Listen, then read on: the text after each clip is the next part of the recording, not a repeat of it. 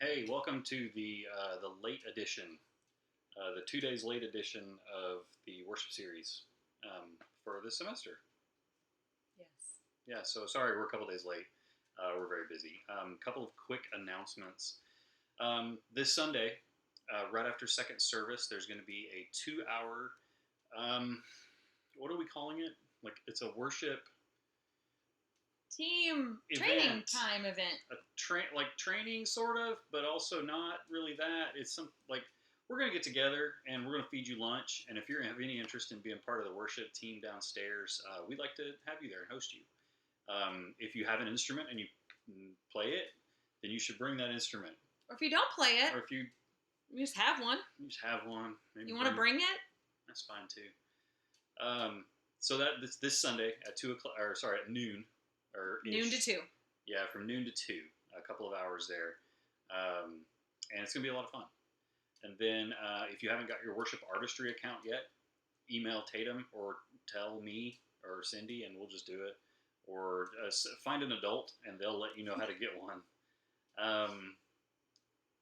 That's all the announcements? I think so. Okay, so let's get right into the song for this week. The song for this week is Stand in Your Love. It's a new song. It's only been out a few months, at least this version of it. I think it might be an old song that's been kind of modernized, maybe. I don't know. Y'all tell us. Did we do it at camp? I don't know if we did it at camp or not. But I think anyway, there's a new song called Stand in Your Love. It's by Josh Baldwin. He is from California, and it's a great song. It's kind of got a country kind of groove to it. It feels kind of... I don't know if we're supposed to say that in front of the kids. It's kind of got like this Nashville-y kind of sound to it. It's a really cool song. It's a a lot Nashville of fun. sound. It's not like country. Just Nashville. So that's what we're going to be talking about. Yeah. And we're going to be talking about it right now. We are. So, Stand in Your Love. As I've been working with this song this week, one of the things that has really been standing out to me is this movement from dark to light. And what it means whenever we're rooted. See what I did there? Bringing it back from the stuff from last year. But whenever we are deep in God's love, and that's providing our identity, and then fewer things can shake us. And so I notice that just really on a daily basis. If I am in a place where I have taken time and I've thought any at all, and I remember who I am and who God says I am, so many things roll off my back. So much of what goes on, because there's all these little things that happen during a day, don't even bother me. But when it's been 2 or 3 days and I've been super, super busy and I'm not really centered and I haven't spent time with God, every little thing is the worst thing that's ever happened to me. Nothing can go right, and all of it just feels like it gets to me. And so where someone can say something, and when I'm feeling that I've spent time with God, and I know who I am, and God's love is there with me, and even if I am knowing that intellectually more than I'm feeling that, I take things that people say completely differently. So anyway, this week I spent a little bit of time in 1 Peter, and in 1 Peter 2:9, there's the verse that normally we kind of talk about. You're God's chosen people, you're royal priests, a holy nation, God's very own possession.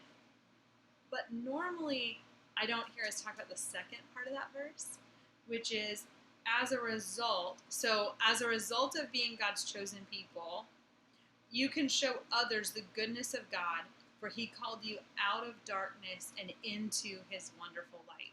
And so we start out this song with, when darkness tries to roll over my bones, when sorrow comes to steal the joy I own, brokenness and pain. And it is just kind of restating this verse of when God has called us out of that darkness and into his wonderful light, and we're able to show others God's goodness from out of that place. So as you're leading this, as you're working through this song, I just want to encourage you to think about a couple things. One of them is, as the worship leaders in the room, we get to remind people that God offers us a path out of that place. And then also, as you're working through it just on a personal level and you're going through this song, as you identify areas that feel dark or broken or whatever, maybe spend some time with God and hear what He has to say about the way that He wants to offer you a place back to peace within that. Yeah, we're going a little long, and I'm sorry, but there's things to say about this song. So, a lot of the songs we sing talk about, specifically about an aspect of God, and a part. Maybe it's a song that we're going to be doing this week called "Resurrecting," where it's specifically calling out the moment where Jesus was raised from the dead, or it's talking about how much God has done for us, or how much God loves us, or all these things, like these kind of aspects of who God is. This song is it's a lot of that same thing, but it's done with it's done with a kind of a different tone, where it does declare, God loves us so much and all these things, but it's more reminding ourselves of all of those things. It's coming from a place of kind of inwardly looking at who we are in response to who God is. And so when it says, when darkness comes to roll me down, then my fear doesn't stand a chance.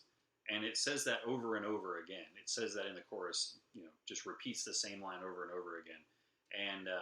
And I think that's done on purpose to kind of get the point across to our inner hearts. Because a lot of times we don't pick up on it the first time or the first couple of times. And there's some value in just saying something until it gets rooted and embedded inside of you. And one of those things can be, I don't have to be afraid because God is bigger than my fear. And shame doesn't have a place to hide inside of me. And I'm going to cast open any doors and throw light on any shadows. And, there's power that can break off every chain. All these things that are in this song, these amazing, powerful declarations, they're said from a place of response to what God has already, the victory that God already has in us. That's the end of my words. Good job. So we'll see you guys on Sunday. Yeah, see you then.